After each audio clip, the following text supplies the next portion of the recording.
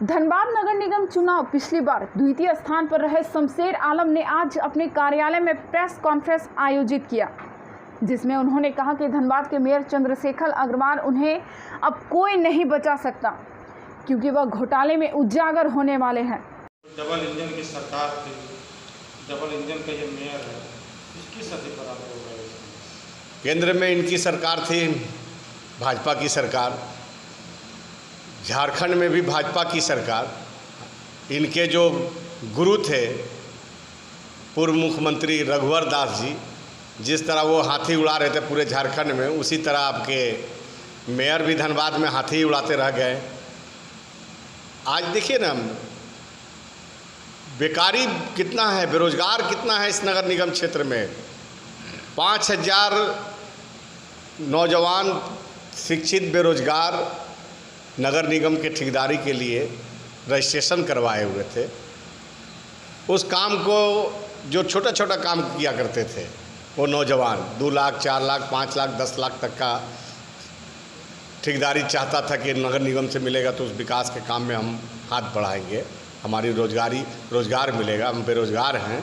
मगर हमारे मेयर साहब क्या किए, ग्लोबल टेंडर करवा करके सिर्फ कमीशन खोरी के लिए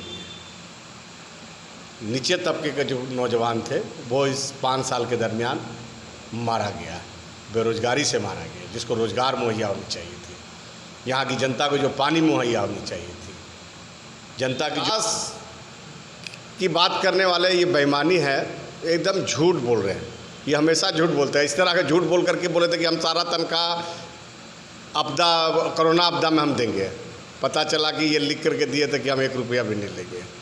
फिर ये अपना तनख्वाह कैसे दान दे दिए ये। तो इस तरह का जांच में अभी तक क्या हुआ है? जांच जो बैठा हुआ है, जांच चल रही है, चाहे शौचालय में हो, चाहे वेपर जो बिछाए हैं, ईंटा बिछाए हैं उन पर हो, स्ट्रीट लाइट हो, रोड का जो रिंग रोड की बात हो रही है, ज़मीन का घोटाला हुआ है उसमें।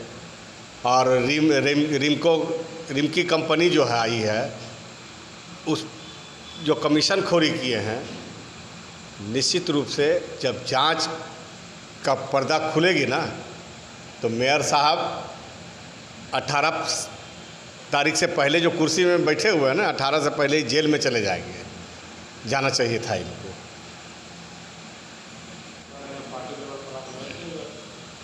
निश्चित रूप से इस बार अगर पार्टी ही लेवल पर होगी तो आला कमान के पास हम अपनी बातों को रखेंगे। मेरा अधिकार भी बनता। अगले बार हम सेकंड किए थे और हमारे माननीय झारखंड के प्रभारी RPN सिंह साहब है, प्रदेश अध्यक्ष हमारे रामेश्वर उरांव साहब है, और भी जो भी सीनियर लीडर है कांग्रेस के। क्योंकि हम कांग्रेस के सिपाही हैं, लगातार कांग्रेस की नीति और सिद्धांत को लेकर लड़ाई लड़ते आ रहे हैं। तो हमारा जो हक बनता है वो निश्चित रूप से हमारा हक हमारी ज़िंदगी से पड़ा हुआ है। सिर पे इनका जो गाना बज रहा था, गाड़ी वाला आया कचरा उठाओ, ये कचरा तो नहीं उठाए, कचरा जहाँ के तहाँ है, सिर्फ गाड़ी का तेल जलवा रहे थे